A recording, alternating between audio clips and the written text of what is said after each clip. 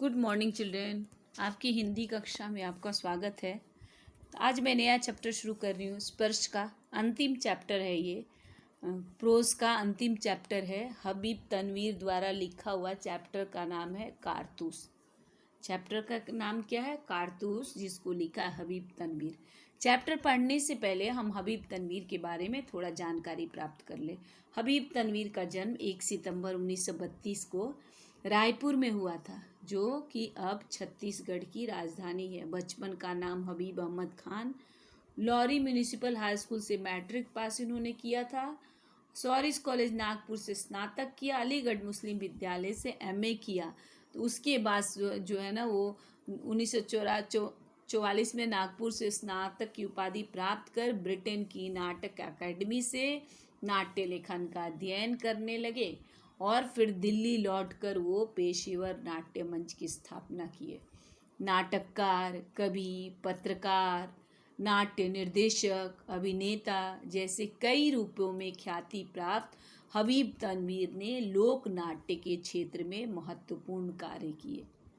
कई पुस्तकों, फेलोशिप और पद्मश्री से सम्मानित हबीब तनवीर के प्रमुख नाटक हैं आगरा बाजार, चरणदास चोर, देख रहे हैं नैन, हिरमा की अमर कहानी।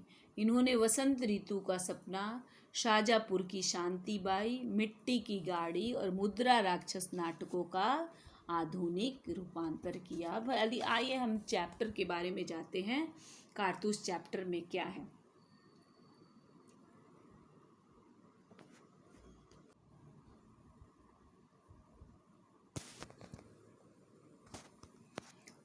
अंग्रेज मतलब इसका पाठ का है कि अंग्रेज इस देश में व्यापारी। हमारे देश में पहले अंग्रेजों का शासन था बेटा। आप लोग को पता है कि हमारे देश में अंग्रेज जो है व्यापारी के वेश में आए और शुरू में व्यापार करते रहे, लेकिन उनके इरादे व्यापार करने को नहीं थे। धीरे धीरे ईस्ट इंडिया कंपनी ने क्या किया, रियासतों पर छोटे छोटे राजा महाराजा पर कब्जा जमाना शुरू किया। उनकी नीयत उजागर होते ही, माने जैसे उनको नीयत का पता चला, अंग्रेज़ों को हिंदुस्तान से खदेड़ने का, भगाने का प्रयास शुरू किया। लेकिन इस पाठ में ऐसे ही मैंने उसी प्रकार की एक जाबाज सिपाही, जाबाज जो है, जाबाज मैंने जान की बाजी लगाने वाला, उसके कारनामों मैंने उसके क्रियाकलापों का वर्णन है। उस जाबाज का एकमात्र लक्ष्य, एकमात्र मोटो क्या था? अंग्रेज़ों को इस देश से बाहर करना। कंपनी के हुक्मरानों का नींद, माने कंपनी के जो शासक हैं उनका नींद हराम कर देना। वह दिलेर माने दिलदार तो था, लेकिन इतना निडर था वो, जो जिसके बारे में कारतूस है वो वज़ीर अली के बारे में, कि शेर की मांद माने शेर जैसे शक्तिशाली ईस्ट इंडिया कंपनी के कर्नल के पास पहुंचकर और उसने कर्नल पे ऐसा रौब जमाया कि मुंह से एक भी शब्द नहीं निकल पाया और उसका कारतूस लेके गायब हो गया। इस तरह ये चैप्टर ना उनके बारे में ही बताया गया है। बता रही थी कि इसी जाबाज के कारनामों का वर्णन है। एकमात्र लक्ष्य था अंग्रेज को इस देश से बाहर निकालना। यानी वज़ीर अली, जिसका नाम था, कंपनी के हुक्मरानों माने हुक्म करने वाले, कंपनी पे शासन करने वाले जो थे, उनकी नींद को उड़ा देना। यह दिलेर माने दिलदार इतना नीडर था, साहसी था कि शेर के मांद में पहुंचकर उसने क्या किया, दो दो हाथ करने की माने कंपनी के बटालियन में घुस गया, उनके खेमे में घुस गया और ऐसा छकाया कर्नल को कि कर्नल के मुंह से किसी एक शब्द भी नहीं निकले जो किसी शत्रु या अपराधी के लिए बोले जा सकते हैं। कारतूस ये एकांकी है, एक अंक का है ना। मशीन गन वर्क, ये कारतूस किसको बोलते हैं? मशीन गन में जो गोली होती है उसको कारतूस बोलते हैं। एकांकी, एकांकी का मतलब एक अंक, एक अंक का है, इसीलिए हम लोग इसको कहते हैं एकांकी।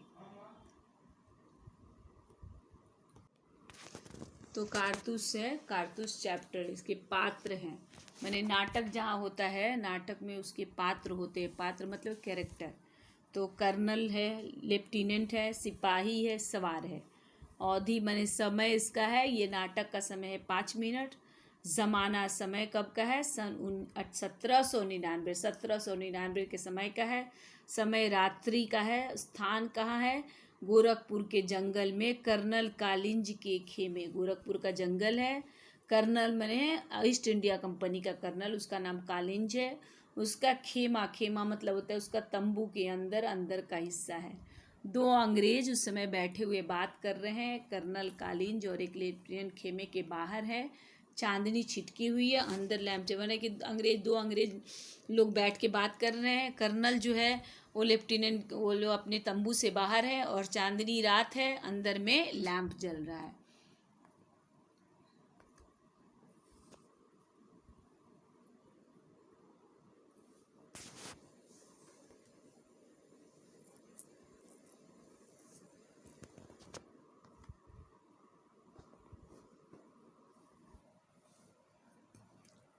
थोड़ा इंग्लिश में, क्योंकि आप लोग समझ नहीं सकोगे इसीलिए मैंने स्लाइड दे दिया है कि उस समय मैंने 139 ईयर्स मैंने अवध में 139 साल पहले की बात है।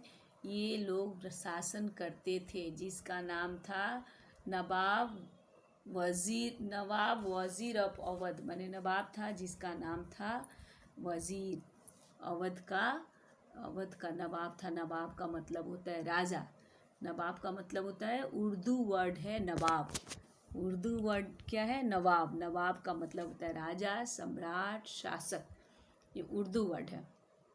तो इसमें है नवाब आसफउद्दौला। सबसे पहले कहानी शुरू होती है, क्योंकि आपको बताती हूँ, नवाब आसफउद्दौला के पास कोई संतान नहीं थी। समझे? संतान लगता था नहीं होगा, तो उन लोगों ने क्या किया, वो अवध का नवाब था। अवध कहाँ पे है? उत्तर प्रदेश में है। तो उन्होंने अपने भाई को, जिसका नाम था सादत अली खान, उसको अपना वारिस घोषित किया कि मेरे बाद ये होगा। लेकिन जैसे ही वारिस घोषित किया वैसे ही उनके घर एक लड़का हो गया जिसका नाम पड़ा नवाब वज़ीर अली खान।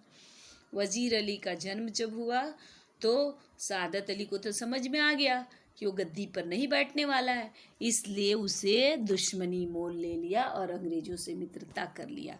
तो 1188 से 1212 तक उस समय नवाब आसफउद्दौला का शासन था। उसके बाद 1212 में ज़्यादा दिन के लिए नवाब वज़ीर अली हुआ। उसके 1212 से 1229 तक किसका था? नवाब सादत अली खान का था।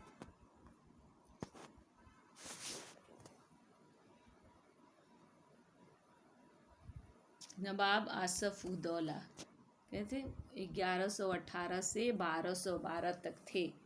मिर्जा, इसको अंग्रेजी में थोड़ा एक्सप्लेन मिला नहीं, हिंदी में इनके बारे में। मिर्ज़ा याहिया खान सन थे शुजाउद्दौला। इनका कैपिटल क्या था? कैपिटल लखनऊ था। शुजाउद्दौला आसफउद्दौला नवाब बना। शुजाउद्दौला के बाद आसफउद्दौला नवाब बन गए वो 1775 AD में। और इन अवध को इंक्रीज़ किया, यूनिवर्सल पीस बनाया, friendship and peace perfect union बनाया। कहाँ कहाँ से बनाया फ्रेंडशिप? बनारस से, जौनपुर से, गाज़ीपुर से। ये जो है ना, ये अवध से, ये अवध के नवाब थे। शुजाउद्दौला खान के बेटे थे जिनका नाम था आसफउद्दौला। इनसे ये स्टोरी शुरू होती है। आसफउद्दौला, उसके बाद सादत अली। तो इससे ये थोड़ा सा आप लोग पढ़ लेंगे तो समझ में आएगा। उसके बाद ये मैंने दे दिया ऐसे इंग्लिश में, आप लोग उसको पढ़ लीजिएगा। आसफउद्दौला के बारे में कि कैसे कैसे क्या हुआ, इसके बारे में थोड़ा सा दिया हुआ है।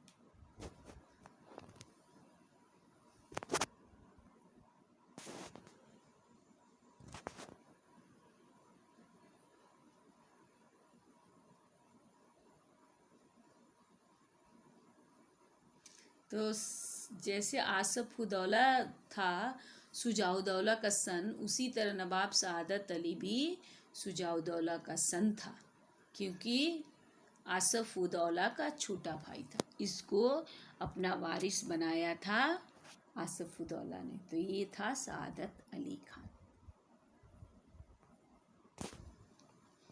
इसके बाद देखिए सादत अली के बारे में दिया है कि कैसे कैसे क्या किया है। आप लोग पढ़ लीजिएगा कि after the assurance from Saadat Ali Khan for the company and the carry out order, मैंने वो बोला था कि इतना पैसा में आपको कैसे करके शासन देगा, राज्य देगा, इससे साथ कमिटमेंट हुआ था। इसके बारे में यहाँ जानकारी आपको दी गई है।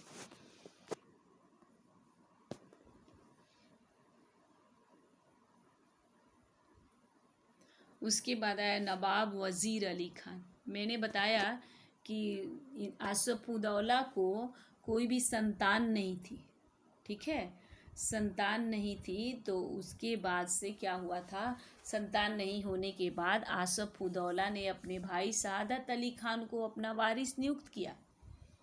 लेकिन जैसे ही उन्होंने अपना वारिस बने, अपने बाद वो शासक बनेगा, वारिस नियुक्त किया, उनके वारिस नियुक्त करने के थोड़ा दिन बाद ही वज़ीर अली खान का जन्म हो गया। वज़ीर अली खान के जन्म को सादत अली ने अपना दुश्मन समझ लिया। Adopted son Asafuddaula, mother is servant of harem, capital Lucknow था। डेथ ऑफ आसफउद्दौला जब मरा तो वज़ीर अली खान क्या किया, पावर में आ गया। केवल 4 महीना शासन किया। क्यों 4 महीना शासन किया? कि अंग्रेज़ों के नाक में उन्होंने दम कर दिया था। एडॉप्टेड सन थे आसफउद्दौला के, उनकी मम्मी जो थी सर्वेंट थी, हरम की लेडीज़ पैलेस का था। और उसके बाद से उनका नाम था Bahu Begum. Sent to governor general remove Wazir Ali but the people were in favour of, मैंने उन लोग क्या किया कि वज़ीर अली को हटाने का सब निर्णय लिया। किसके साथ मिलके? अंग्रेज़ों के साथ मिलके हटाने का निर्णय लिया। लेकिन क्या हुआ, वज़ीर अली को सब लोग पसंद करते थे, सब लोग चाहते थे कि वज़ीर अली ही अवध का सम्राट बने, इसीलिए कोई उनको हटा नहीं सकता था। उस कंडीशन में, उस स्थिति में अंग्रेज़ों ने क्या किया, एक तो इनका चाचा, वज़ीर अली का चाचा जो था सादत अली खान, वज़ीर अली से खफा था ही। और इस कंडीशन में अंग्रेज़ों ने क्या किया, सादत अली खान को लालच दिया कि आपको अवध का नवाब बनाएंगे, वज़ीर अली को गद्दी से उतार दीजिए और हम लोग से दोस्ती कर लीजिए। तब सादत अली खान ने अंग्रेज़ों से दोस्ती कर लिया। अवध का राजगद्दी इसके बदले में मिल गया। उसके बदले में बहुत सारा राज्य पर अंग्रेज़ों का कब्जा हो गया। तो वज़ीर अली खान सिर्फ 4 महीने तक शासन किया, क्योंकि उसने क्या किया था, उनको अवध से हटाकर बनारस भेज दिया गया और बोला गया कि आप बनारस जाइए और कुछ दिन तक क्या करिए, वहाँ पे रहिए और आपको कहीं आने की ज़रूरत नहीं है। लेकिन दोबारा जब वज़ीर अली को बोला, वकील से बुलाया गया कंपनी के, वज़ीर अली फिर गुस्सा हो गया कि कभी हमें इधर यहाँ कभी वहाँ क्यों किया जाता है। इस प्रकार वज़ीर अली ने क्या किया, वकील का कत्ल कर दिया। वकील का कत्ल करके भाग गया। तब से कंपनी में मोस्ट वांटेड माने इसको ढूंढा जाने लगा। और उसी के लिए कर्नल ने गोरखपुर के जंगलों में खेमा लगाया था। खेमा यानी तंबू लगाया था। इस प्रकार आज यहीं तक पढ़ाती हूँ बेटा। आप लोग वज़ीर अली के बारे में, अब सादत अली के बारे में, आसफउद्दौला के बारे में अच्छी तरह से पढ़ लेंगे। और चैप्टर ख़त्म होने के बाद एक दिन मैं लाइव क्लास लूँगी चैप्टर ख़त्म होते ही, ताकि जो भी प्रॉब्लम हो उसको हम सुन सकें। धन्यवाद बच्चों, थैंक यू, खुश रहिए।